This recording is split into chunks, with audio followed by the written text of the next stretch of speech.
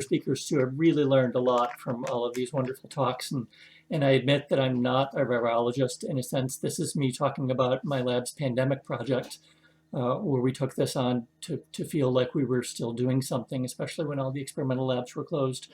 And also because of all of the experimental work by people like David and others that generated a wealth of structures that really gave us a starting point to be able to do the kind of modeling that traditionally we've only been able to do on smaller systems where we have high resolution structures. So that's what I'm going to talk about today.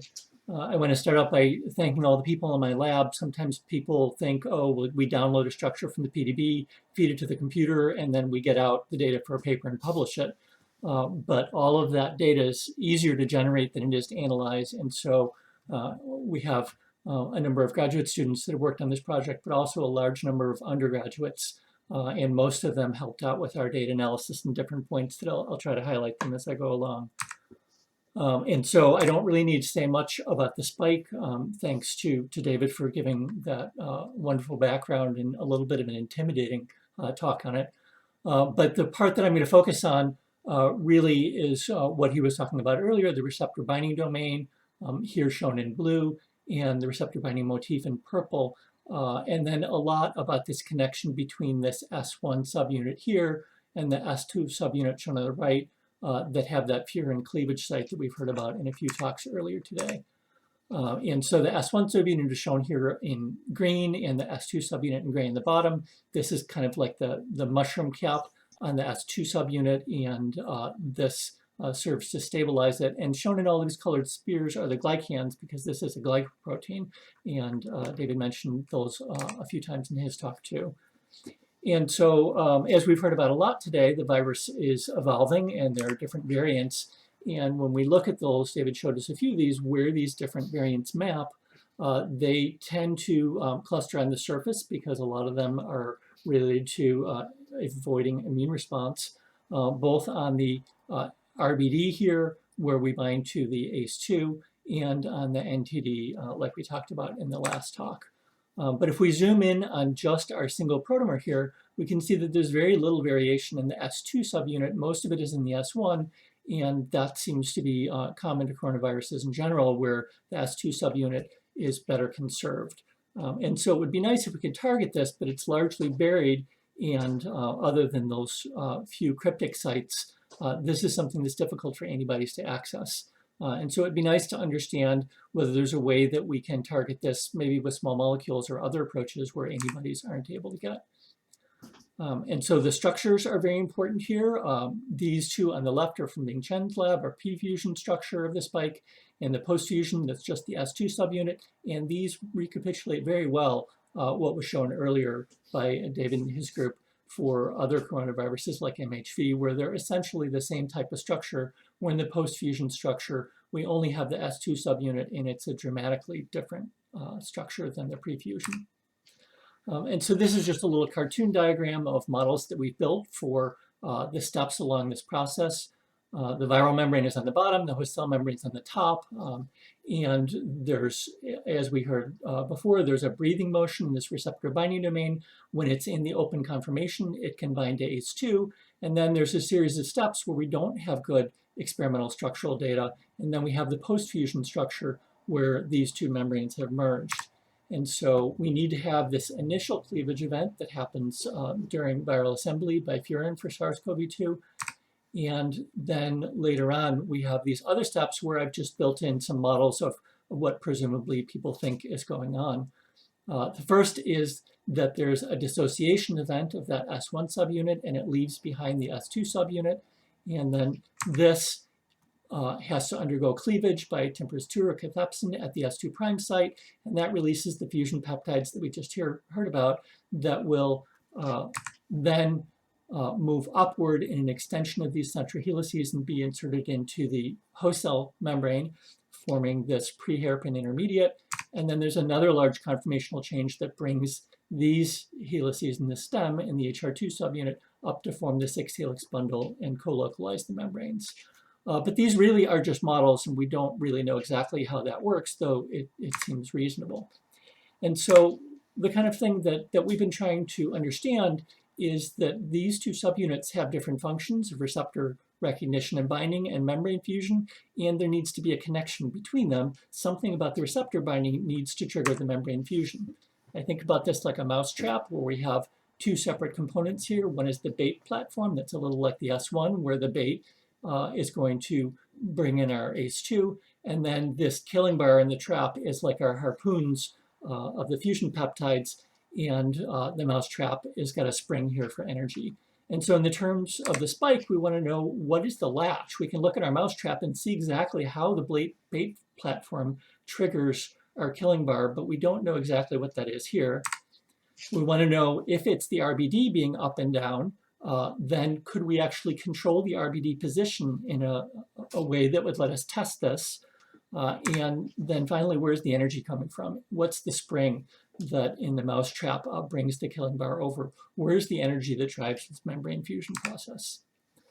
So this is difficult to determine from experimental structures because they have limitations. They take time. They're done over many molecules, whether it's crystallography or NMR or cryo-EM. And this kind of shows you, if you've taken pictures, you know, when you have a fast-moving subject, you get a blurry image that tells you something about the motion, but you don't get high resolution. And then if you have a very fast shutter speed, you get high-resolution structures, but you lose the motion. And so it's very hard to get information about dynamics, structure, and energy, especially all at the same time in an experiment. And so this is what we try to do with our simulations. We get out structures from the experiments, which are extremely valuable, and we still aren't at a point where we could do any simulation work without them. But what we want to have is a model that includes all of the detail of the system and all of the dynamic information, where we can do things like track water and ions and other proteins. And so that's really what we're doing in our simulations. I'm going to show you some movies, and I want to make sure that you understand that we certainly don't believe that these are reality. They're just models. And so there are two quotes that I really like and use in my talks about these. One from John von Neumann. Truth is much too complicated to allow anything but approximations. I'm not going to talk in any detail about how the simulations work because it's already been a long day and I know you're not really interested. But we make a lot of approximations. And I often describe this to people as being really just one level above absurd. If we got rid of anything in the simulations, they would clearly be wrong. So we're just barely hanging on to reality. But the flip side of that is this other quote: all models are wrong, but some are useful. And so we're hoping that we know we have mistakes in our models. We hope we understand what they are and what the limitations are, and that we can still learn something from them.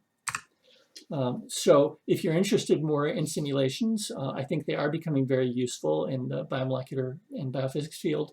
And so this is an article, a review article that came out last year from a few of us in the Laufer Center in Stony Brook, where we go over some of the recent successes in simulations and talk about how they work and what we can and still can't do with them.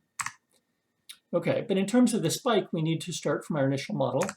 And so we take a structure from cryo-EM, including ones from David's lab and others, and they're very helpful. We've learned a lot, as you can see in that last talk, especially about vaccine design from these structures.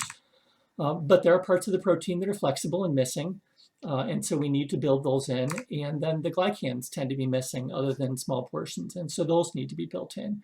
And in our case here, the glycan structures that we added onto our spike, we got from our collaborator, Romy Amaro's lab, and she's done a lot of nice work looking at the role of glycans in the spike structure. So this is an example of a structure from Jason McClellan's lab where they show the resolution, and unfortunately all of our spike structures are cryo-EM. They're large and difficult to work with, and so there are some regions that are lower resolution than others. And so in a lot of the analysis that I'm going to show you, and certainly whenever we're looking at things, we look not only at things like sequence conservation, but we try to look across all of the available structures. Right now, there are over 200 that are in the PDB. And so as my undergrad Stephanie and Sarah did in this example, they can take all of those structures and plot the distance from the RBD to the central helices, and this is a histogram of that data. And you can see, as we were talking about in the end of the last talk, that there are basically two categories of these: a closed RBD and an open RBD, with the open one being a little bit more flexible. And so we want to look at these because we're never sure if a specific detail from a structure is correct, but if we look at lots of structures and see consensus, that gives us more confidence. So this is an example of our simulation model that we built. It's the spike ectodomain, so we don't include the full stalk in these just to keep the system size down a little bit. As it is, it has over 1 million atoms, very challenging. This is the largest thing we've simulated, and probably the spike simulations are one of the largest simulations that have ever been done. These are really complicated to set up, and Lauren from our lab took the lead on doing all the complicated things like building the glycans and other parts of the model. And as Rob mentioned, we run these simulations in the AMBER software that we helped develop. This is one quick example of the kind of thing that we can see in simulations, and this connects nicely to something that David mentioned about the RBD opening and closing. In purple, I've color-coded here the receptor binding motif where ACE2 is going to bind, and in gray, these are snapshots of the glycans from the MD simulations. And so you can see that the glycans really do cover this pretty well, and when the RBD is in the open state, it's much more exposed. It can bind to ACE2, but it's also more vulnerable. And so this equilibrium and the hiding in the glycans is something that simulations can contribute in atomic detail that's very difficult because of the dynamics in experiment. And again, Romy Amaro's lab has done some really nice work on that if you're interested in the glycans. So what do we see in our simulations? This simulation took, I think, about a month to run on our high-end computers. And when we get out toward the microsecond timescale, which is pretty much the limit for simulations these days due to computer power, we see not much. It's not a lot interesting except the glycans moving around. We don't see RBDs open or close. And so it's a little disappointing, but we have a lot of tools in our arsenal that are not just drop it in and hope that something interesting happens. So what we're going to do is we take these two structures here. I'm showing you two examples of the RBD, one closed and one open. And we're going to take those simulations and we're going to project them onto a reduced dimensionality. One coordinate is going to describe the motion of the RBD in and out, the opening and the closing, and the other is the rotation. Once it's open, it's flexible and rotates around the central axis. And so these are multiple simulations, and each of the dots is some snapshots from the simulations. The colors are different monomers in our trimer, and then the different shades are different runs. We always want to do multiple simulations to get an idea of our reproducibility. And these X's are experimental dots. And so when all of our RBDs are closed, they stay closed.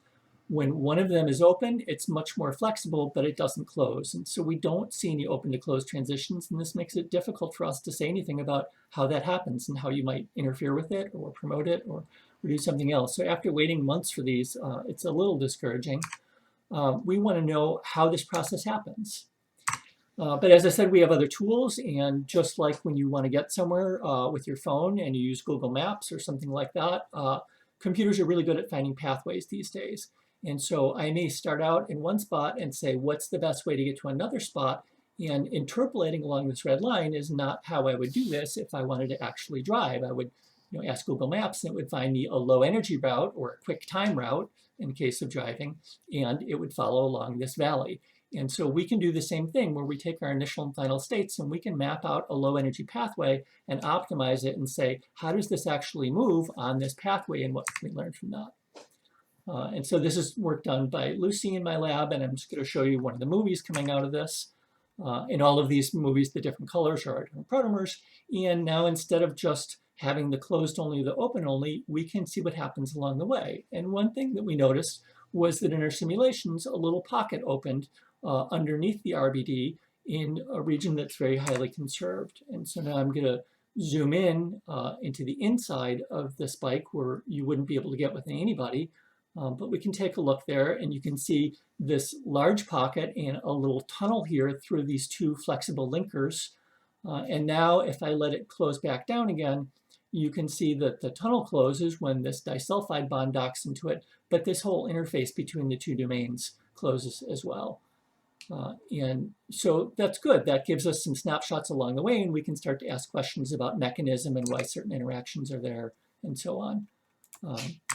But it still isn't really everything we'd like to learn from our simulations. It didn't tell us which is the most favorable conformation. It didn't tell us why it's the most favorable, and it doesn't give us hints about how to shift it. And so we're going to take our map analogy, and instead of now just having our flat map, we're going to create a topographic map that gives us elevations. And so this is work from Kellen in our group, who has done this work on a lot of other systems as well. And we take that pathway and project it again onto those two coordinates, this opening angle and that rotational dihedral. And we take all those snapshots, and then we have ways, in this case, for those of you who've done simulations, we can do a method called umbrella sampling, run hundreds of simulations, each just locally explore that entire grid. And then from that, we can reconstruct the underlying free energy landscape. And now that lets us say, well, which areas are local and global minima, where are the barriers and transition states, and we understand more about the mechanism. So in the case of the spike RBD opening, down here at the bottom left is the closed structure. That's our free energy minimum. And as the previous speaker said, this is because this wants to hide, and it does this more effectively than the original SARS did. And our open state that we know exists from the experiment is a local minimum in the simulation, but it is higher in energy. And then there's some transitions in between and perhaps a hint of an intermediate structure along the way. The free energies are probably qualitative. I don't think that we can get these to be really highly accurate, but they give us an idea what's going on. So when we looked at these, we realized that that interface between these two domains that's going to close when the RBD closes has an alanine amino acid there. And so we speculated that if we replaced it with something bulky like a valine, that would cause a steric clash only when the RBD closes, and that it should shift the equilibrium. And in our simulations, that is exactly what happens. That the spike has difficulty closing. It has a very diffuse structure here. Instead of this value down at 55, the minimum is shifted up to much higher angles because it's unable to close. And now we predominantly populate the intermediate and the open RBD. And so we did a series of these and then found for this A522V, when we were looking for experiments, that indeed it has been seen in the clinic, and it appears to increase the antibody neutralization, which is what we would expect if it increases the exposure of the RBD. But doing more experiments on these is difficult because when the RBD is forced open by this or other mutants, these tend to be difficult to purify and they aggregate, and so we don't have good structure data for this. We did other ones on this that I won't get into because this is published earlier this year. And so if you're interested in some of these other mutations and the shifting of the RBD equilibrium back and forth, then you can look at this. But now that we have a little bit of understanding of how the RBD opens, I really wanted to look more at what the effect of the RBD opening is. Why does the RBD opening lead to the shedding of the S1 subunit and triggering? And so I think the consensus view of this is that we open multiple RBDs, not just one, as we see in the experimental structures for the spike by itself. And this is something that David proposed a while ago that was something that really motivated me to do this work, that we open multiple RBDs and eventually the interface between the S1 and the S2 is weak and the S2 subunit is released and then begins to refold. And so that's what we have in the picture here, where we've just sort of removed our S1 subunit. But as we started learning more about this, there were things that kind of puzzled me in this model. And one isn't, I guess, that complicated. You don't need ACE2. There are other ways to get the S1 subunit. David's group showed early on that there are antibodies that do this, that they bind to the RBD and hold it open, and that leads to the post-fusion structure. Bing Chen's lab showed that when they purified spikes, that they would get separate S2 and S1 subunits mixed in with their intact spikes. And then there was a paper that showed for an inactivated virus that was a vaccine candidate that the majority of the spikes on the virus were already in the post-fusion structure, which is interesting because that's something we'd maybe like to learn how to do ourselves. If we could get those spikes to inactivate, then that could maybe be a useful strategy, because the post-fusion spikes, it's an irreversible change and it can't do anything to come back. So that's fine, but then the other one that's a little more puzzling to me is that there are many experimental structures now that show, like these, that you can have 1, 2, or even 3 ACE2s bound to the spike and all of the RBDs open and they're held open in the experiment, but the S1 is still there. And if opening the RBD should get the S1 to dissociate, then it's hard to understand why it's still present in these structures, even with such a high population of ACE2 bound structures. And I think that what's going on there is that all of these structures where we have multiple things bound to our spike all use what's called the 2P modified spike or other stabilized spikes. So I want to take a bit of a diversion into this 2P. David mentioned this too, but this is very commonly used in studies of the spike these days. And so I'm comparing here the pre-fusion, where the S1 subunit is in space filling and the S2 subunit mostly buried underneath, is in the ribbon diagram, and this is the post-fusion, and these two are all aligned here at the bottom in their common structure. And so you can see what the difference is, that these have much longer helices in the middle, and they would insert these fusion peptides into the host cell membrane. And so if we look at these stabilized spikes, which were really pioneered by Jason McClellan with this 2P, they've inserted proline amino acids to block the extension of the central helix. And this was done a few years ago. And reading this paper is actually kind of impressive that they said that this should be advantageous for development of vaccine candidates, which any of you that have had a vaccine have had a 2P spike, that's exactly what was used in the vaccines. In these early ones to stabilize it and keep it in the prefusion structure, which is the one that you want to train your immune system to recognize. And so these keep that central helix from extending, but also apparently in the experiments, they keep the S1 subunit from dissociating, and that's a lot less obvious. We know that proline doesn't like to be in a helix and it rigidifies this, but why would the S1 subunit still be attached? And so that's really where we started coming at this to try to understand what was going on. And in order to do that, we need to look at the actual wild type spike and not the stabilized one. So inside the spike, I'm just going to give you a little bit of tour of this top region here where it's been stabilized. One thing that I think ends up being very important is that this central helix going down to the HR1 helix, that's going to turn into a single helix. That helix-turn-helix motif is covered by two RBDs. Either one of those RBDs can block the extension of this helix.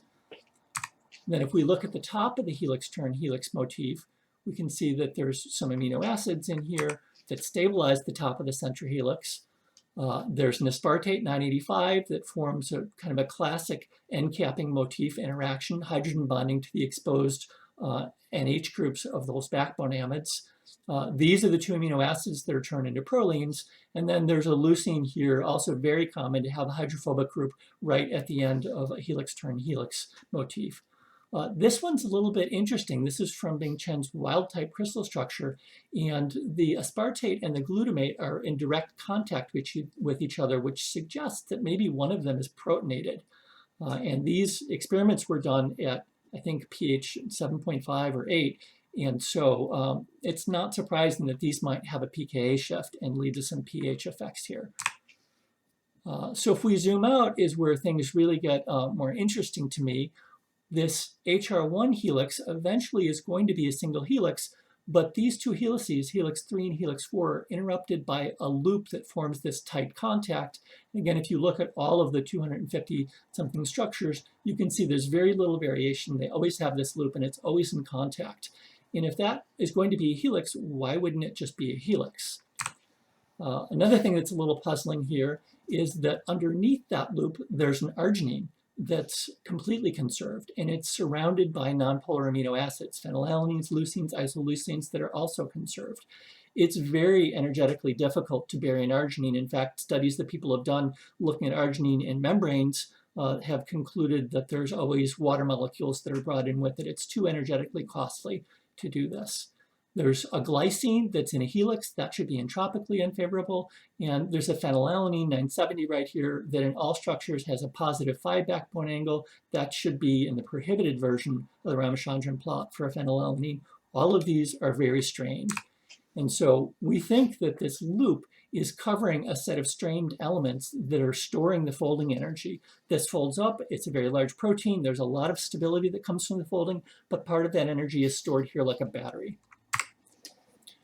That loop shows up not just in SARS-CoV-2 spikes, but in all of the coronavirus spike structures that have been solved, where there's always the helix-turn-helix at the top, but then this unusual loop structure there. And so if we look and see what's going on in that area when the RBDs open, this is our zoom in. We've got our central helix in HR1, and there's our loop.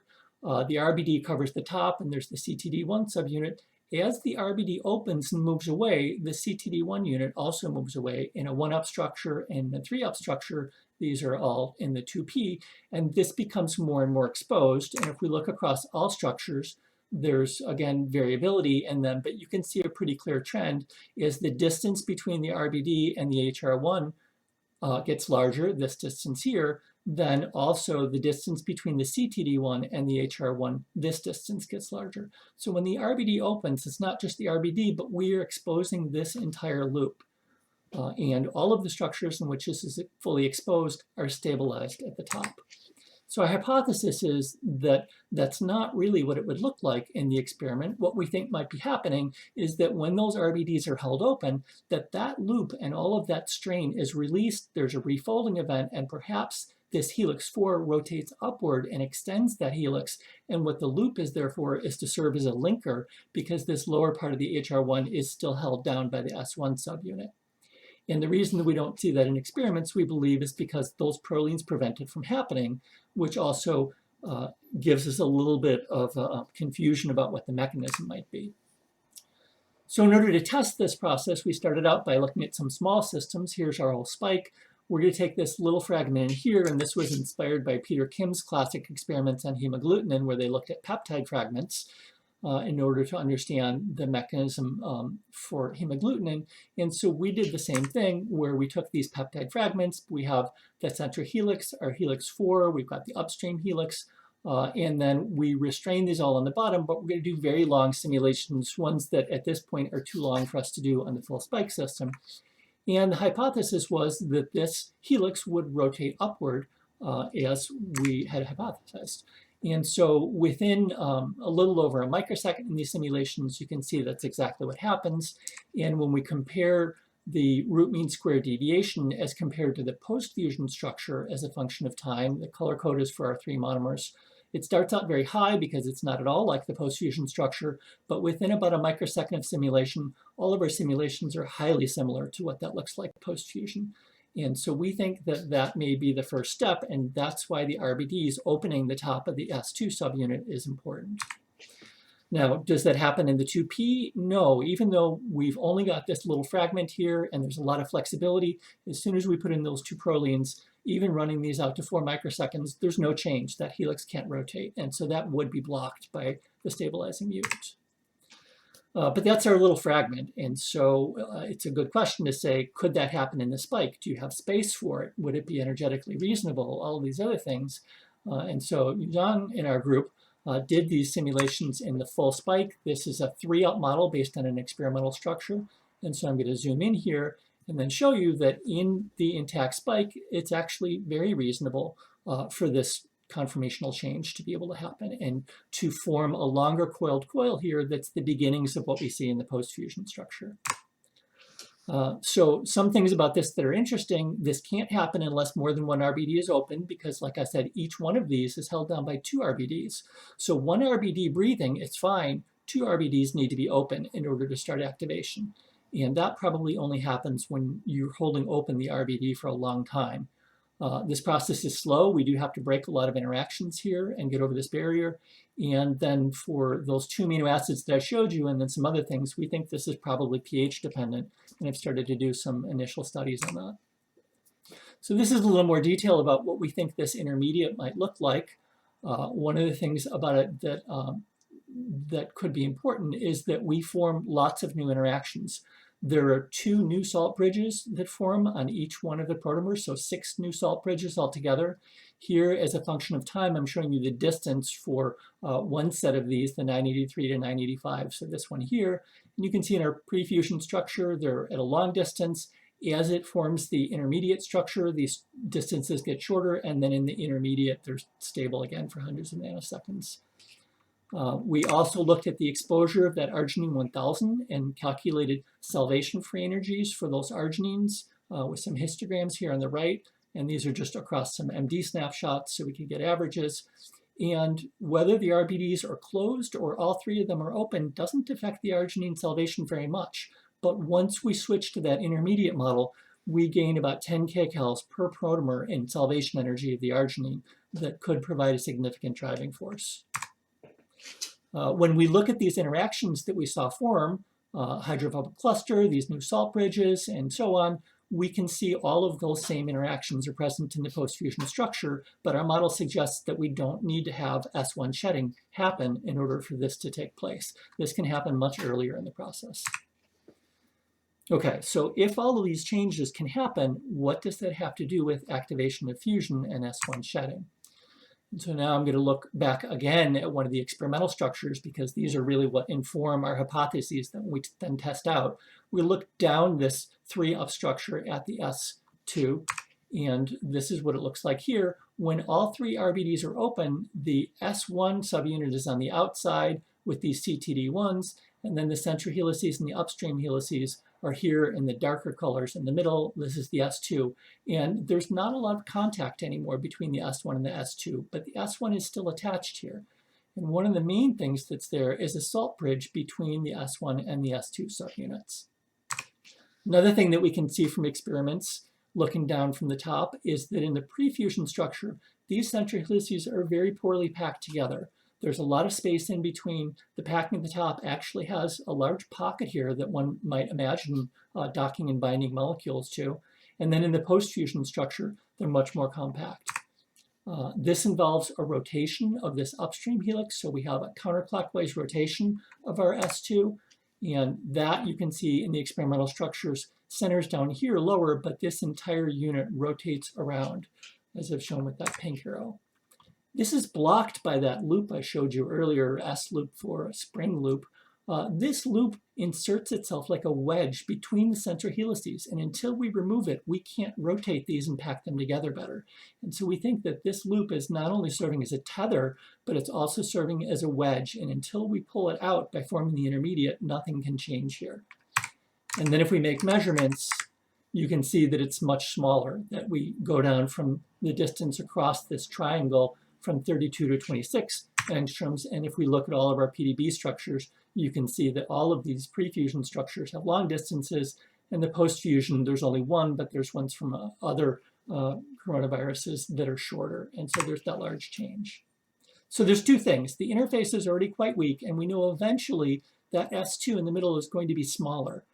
And so what we can see in our simulations here now, overlaying that same view that I showed you in our 3-up experimental structure, and in gray, I'm showing you the position of the post-fusion structure. When we do an ND simulation on that intermediate, we see a spontaneous rotation, just like we get in the post-fusion structure, and a breaking of that salt bridge. And so we think that formation of that intermediate propagates downward through the S2 and rotates it and makes it smaller and breaks the interaction with the S1. And then from this point on, we're still really early in our studies and just starting to develop models. This is Dasha's work here, where we're starting to look at various ways of pulling off the S1 and saying under different conditions, such as whether we have closed or open or intermediate, how easy is it to actually remove these and which interactions tend to be the strongest, so that we can start to explore S1 shedding. And then eventually, once the S1 comes off, we've started to look at the extension of these HR1 helices and how the coiled coils at the top and the bottom, for example, are connected, and what breaks the symmetry eventually to bring about membrane fusion. So these are, how are we doing on time? Am I okay, Rob? Do you know? Yep, you're doing fine. Okay, I've only got a couple of slides left. Nope, so you're fine. So Kezia was an RU student this past summer in our lab, and she looked at the MHV structure from the Wieslow lab and our post-fusion structures of SARS-CoV-2 and SARS. And when we overlay them, they look very similar in the pre-fusion state, and they also look very similar in the post-fusion state. These are the only ones that we know for now where we actually have both structures available.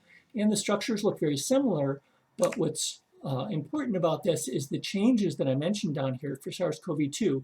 This 751 to 751 distance, that was that triangle distance, that gets smaller. The S1 gets smaller as you go to the post-fusion. That phenylalanine 970, that's part of the loop, ends up moving very far away from that glycine. Here, the arginine 1000 gets exposed. There's an arginine in that same position in all three of these, and it gets exposed to solvent in the same way. And so all of these trends of these important changes that we see are also showing up in these other ones, but we find that they can happen prior to formation of the post-fusion structure. Okay, so my experimental collaborators always tell me that I need to make testable hypotheses, and other than ones about specific amino acids that we think are important and can be tested, there are a few others we've worked on.